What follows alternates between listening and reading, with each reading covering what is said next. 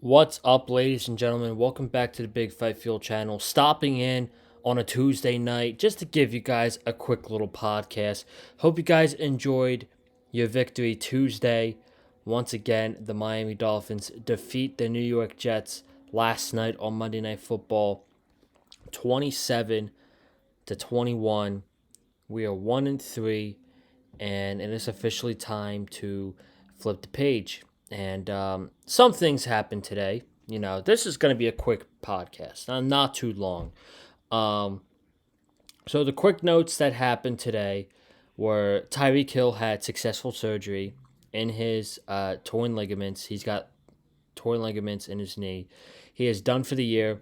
Drew Rosenhaus, his agent, told Josh Moser that the goal for Tyreek Hill, Tyreek's goal is now to be ready for the 2026 season. We were not going to see Tyreek Hill on the field again this season. It is an absolute bummer. It sucks, but we must move on, okay? We've got 12 more games, I think, 13 games, whatever it is, left in the season. And it sucks. It's a bummer, but we got to move on. And all the prayers and thoughts to Tyreek Hill. So he had successful surgery today. Drew Rosenhaus's agent said his goal now is to be ready for the 2026 season. What team he's going to be on is yet to be determined because he is not getting any guaranteed money from the Miami Dolphins next year. He's not a free agent, but he doesn't have any guaranteed money on the table for next season. Um, Without Tyreek Hill, Dolphins went out of their way and they signed Cedric Wilson off the New Orleans Saints practice squad. He is a familiar face in the building. He has worked with Mike McDaniel. He has caught passes from Tua Tagovailoa before. I don't know if I love this move. I guess they did it for depth purposes, but me personally, I would rather see Taj Washington get opportunities now that Tyreek Hill is not going to be on the field because he has been inactive for the last 5 weeks. And you figured, okay, no Tyreek, they're going to activate Taj now.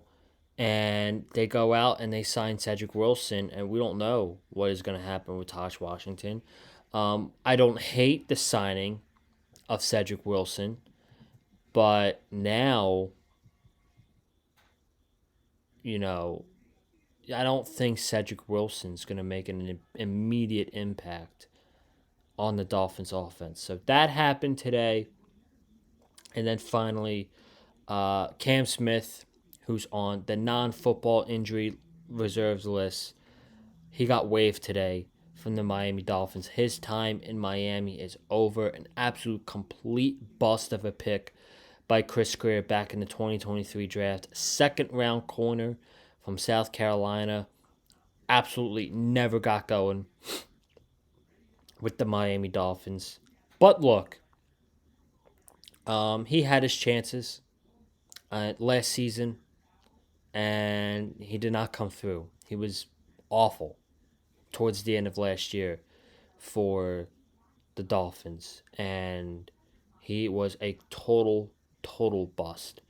And when you are fourth on the depth chart behind guys like Carnell Armstrong and even Ethan Bonner, doesn't look good for you as a former second round pick.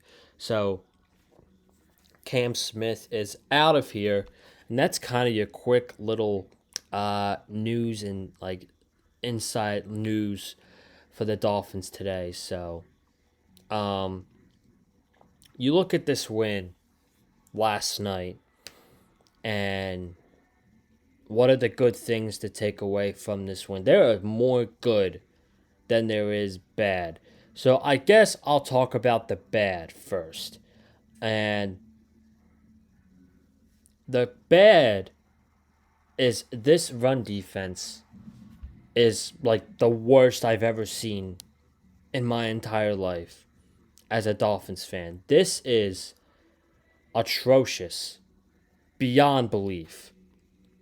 It's comical at this point how we thought we were having a ferocious front seven going into the season, and we have one of the worst front sevens in the NFL. Bradley Chubb, Jalen Phillips, Zach Sealer. You think, okay, these guys were top 10 in stopping the run last year without Phillips and without Chubb. They are like close to last in the NFL when it comes to stopping the run. They are not good. They had a hard time against the Patriots. They had a difficult time against the Colts, but they had a really hard time last night against the Jets. The Jets ran for 197 yards on the ground last night, yet they found a way, the Jets did, to lose that football game because they are one of the most undisciplined, stupid teams in the entire NFL. And last night showed it to you. But you are not going to be playing the Jets all season long, man. As great as that would be, you're going to be playing other teams. You're going to be playing competition that is equal to your level. You are going to be playing competition that is better than you most of the time. And they have to be able to go out there and stop the run. Stop the run because you're making it easier for opposing offenses. Now, did the Jets have to abandon the run late in the game because they were down by multiple scores? Yes, they did, because they were throwing the ball all fourth quarter with Justin Fields in the game last night. So, but it's just really bad. And the example I can clearly show you is that first drive. They threw the ball. They started on their own 14-yard line last night, the Jets did, and they threw the ball one time. The other plays were runs. And again, Jack Jones doesn't make that fumble, we lose to the Jets 28-27. So Jack Jones and that forced fumble won us the game last night. So that was the bad. The good, I got a lot of good from last night. Darren Waller is a big target threat that the Dolphins might just need. And now that Tyreek Hill is out, we might be seeing some higher expectations from Darren Waller. Now that he got 2 touchdowns last night, and he can still play, he can bring it to the table. He's capable of putting on good performances. I don't know if he's capable of doing that weekly, but we know we can get good production out of Darren Waller, and we're gonna need that. We're gonna need good production out of Darren Waller because now he is gonna be one of our top. He's gonna be one of our top weapons on this team without Tyreek Hill. Another positive takeaway that I can think about last night was the performance of Tua Tagovailoa. Was it pretty?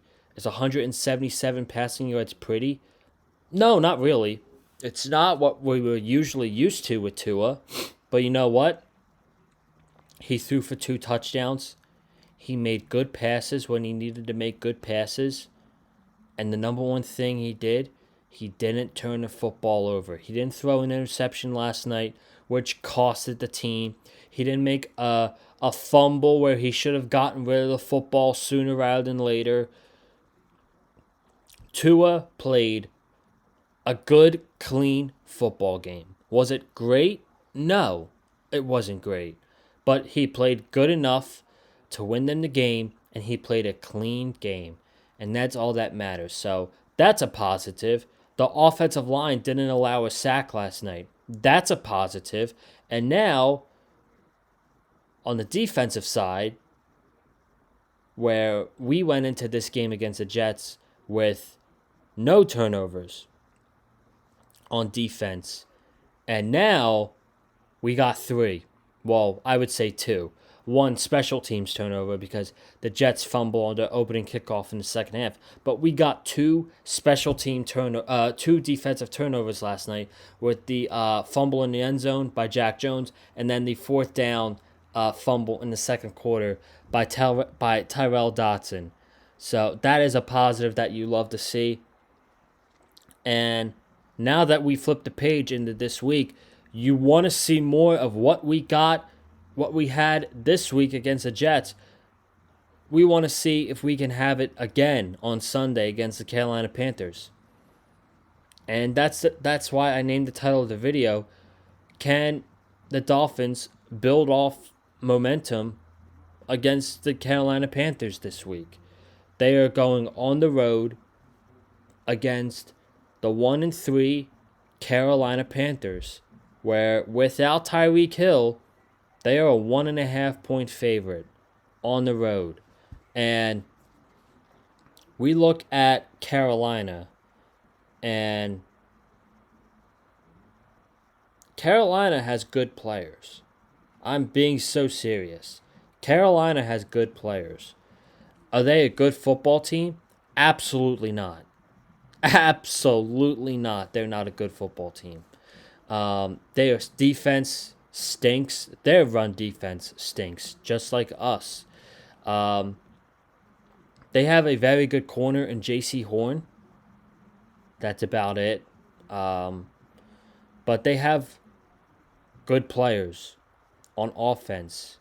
Bryce Young, when he is in control and he is competent with the football, he's very good. And we saw at the end of last year, the stretch that he went on, he was outstanding last year towards the end of the season for the Carolina Panthers. So when he's competent and he's in control, Bryce Young can be a very good quarterback. Chuba Hubbard is a solid running back for them. And the Dolphins have one of the worst run defenses in the NFL. That worries me. Ted McMillan is a great wide receiver. He's only a rookie, but he is going to be a playmaker in the NFL. And he's somebody we have to watch out for in this game. And another name, one more name that I will throw out there for you guys. He hasn't played yet for the Carolina Panthers this year, though. Jalen Coker. Towards the end of last year, he was Bryce Young's number one go-to guy all the time. And he started the year on IR, unavailable for the first 4 games. He is eligible to come back this week for Carolina. So, look out for that, man. But outside of like those players and maybe J.C. Horn, they're not a good football team, okay? They won the Robert Hunt sweepstakes in the 2024 free agency. Ex-Dolphin guard, they paid him $20 million a year. Tore his bicep, and he's on IR. So he's not going to be in this game. The Panthers' offensive line, it's not good. It's really not good. And, will the Dolphins be able to take advantage of that? I don't know. With the players we have, we should, but they haven't been able to show that at all. And even with the sacks last night, it wasn't even from a pass rush. It was from Terrell Dotson, and it was from Rasul Douglas. Our pass rush did not get a sack on Justin Fields last night. I'm talking to guys like Chubb, Phillips, Chop Robinson, Zach Sealer. They didn't get home last night on Justin Fields. And this Panther team is not good. And you talk about building momentum off a W. This is a perfect way to build off that momentum. You're going on the road against a Carolina team that is not that good. I'm being perfectly honest for you. Are the Dolphins good? No, they're not good. They're not a good football team. Are they better than the Carolina Panthers? I mean, listen. We're not out here marking up wins like we were in the 2023 season, where we can go into games weekly and be like, that's a win, that's a win, that's a win. You can't do that with this team this year. They're not good enough for you to go out there and be like, they're going to go out there and win easily this week. No, man, that's not how it works. But let's say at their worst, okay, this team is a 5 to 7 win team. Okay? They should still be able to go out there and beat the Carolina Panthers. Even without Tyreek Hill, they have plenty of talent on offense to go out there and score points on this team. And, with Mike McDaniel now winning this game, I feel like he's coaching week to week, if that makes sense. Where every week you're going into the game, it's like, this could be it. This could be it. This could be the end for Mike McDaniel. He won. The Dolphins won last night, so obviously they weren't going to fire him after a win. But, let's say the Dolphins, they don't win in Carolina this week. Could that be the final straw for Stephen Ross to pull the plug? I don't know. But I think this is a perfect game to be able to go off and build momentum after a win on Monday Night Football. So that's kind of what I wanted to talk about today. And we will talk more about this game between the Dolphins and the Carolina Panthers Friday here on the Big Five Fuel channel. So I'm going to get out of here for a night. Short little podcast for you guys, not too long. That will be saved for Friday when we get a full in-depth preview of Dolphins Panthers. And then they play Sunday at 1 o'clock. We'll be here after the game is over to break down hopefully another Dolphins victory. But guys, I'm gonna head out. Hope you guys have a great night, and fins up. Subscribe to the channel, comment down below, hit the like button if you like what you heard from me. Follow me on Twitter, Conlon_Joseph. Okay, now I'm out.